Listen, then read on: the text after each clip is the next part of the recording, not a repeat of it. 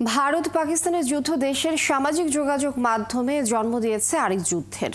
তথ্য অপতথ্য আর মিথ্যা তথ্যের বিপরীতে চলছে পক্ষভুক্ত হবার প্রবণতা। যদিও এই যুদ্ধে নিরপেক্ষ অবস্থানে থাকার পক্ষে মত দিচ্ছে মানুষ, কারণ দেশের রাজনৈতিক পট পরিবর্তনের পর প্রতিবেশী ভারত প্রশ্নে এক স্পর্শকাতর সময় পার করছে বাংলাদেশ। তাই পারমাণবিক শক্তিধর দুই দেশের সর্বাত্মক যুদ্ধে জড়িয়ে পড়ার ঝুঁকি মাথায় রেখে বরং নিজেদের অর্থনীতি সুরক্ষিত করার কথা বলছে মানুষ। আরও জানাচ্ছেন নয়নাদিত্য। যুদ্ধ সবসময়ই মানবতার জন্য বিপর্যয় ডেকে আনে। সিল্কোর সিল্ক অ্যান্ড শাইন, যাতে আছে আর্গান অয়েল ও ওট প্রোটিনের গুডনেস, যা আপনার চুলকে রাখে হেলদি অ্যান্ড শাইনিং। যুদ্ধের বীরত্বের স্বস্তি মানে নিরীহ মানুষের মৃত্যু।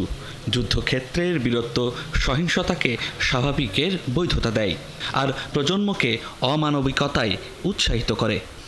ভারত পাকিস্তানের পাল্টাপাল্টি মিসাইল আর ড্রোন হামলার আঁচ লেগেছে দেশের সামাজিক যোগাযোগ মাধ্যমে। সত্য মিথ্যার বয়ানে সয়লাব নিউজ ফিড, পক্ষে বিপক্ষে ভাগ হচ্ছে মানুষ। এই ভাগাভাগির বড় অংশটা আবার ধর্মের নামে। দুইটা দেশে এরকম একটা যুদ্ধ পরিস্থিতি তৈরি হয়, আমাদের পুরো দক্ষিণ এশিয়ার জন্যই খারাপ।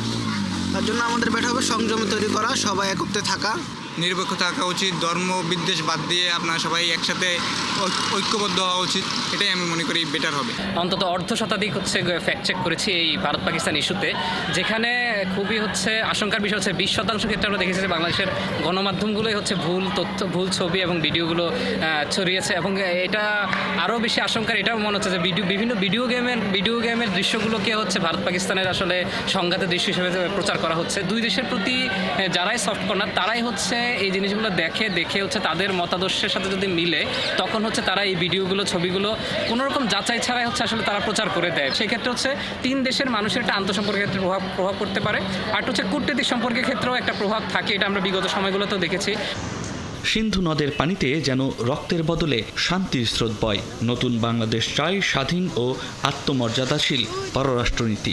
পাক ভারত দ্বন্দ্ব এমনিতেই ভূ রাজনীতিতে নতুন চাপ তৈরি করবে। এরই মধ্যে দেশের শেয়ার বাজারে তার প্রভাব পড়েছে। দ্রব্যমূল্যও হয়তো আকাশ ছোঁয়াবে। তাই বাংলাদেশের কৌশলগত অবস্থানটাই গুরুত্বপূর্ণ। আসলে এই যুদ্ধ সংঘর্ষ কোনটারই পক্ষে আমি না, আমার মনে হয় যে আপনারাও নেই, ইভেন বাংলাদেশের কেউই নেই। কারণ আমরা আসলে যুদ্ধ না, শান্তি চাই। শুধু বাংলাদেশের উপর নয়, পুরো দক্ষিণ এশিয়ার উপরেই আসলে ব্যবসা বাণিজ্যের যে একটা ধারা রয়েছে, সেই ধারার উপর অনেক বড় একটা প্রভাব পড়তে পারে। দেশের স্বার্থ আর মানবিকতার চিন্তা করে সরকার যাতে শান্তিপূর্ণ নীতির পথে থাকে, সেটাই মানুষের চাওয়া। নয়নাদিত্য, ৭১, ঢাকা।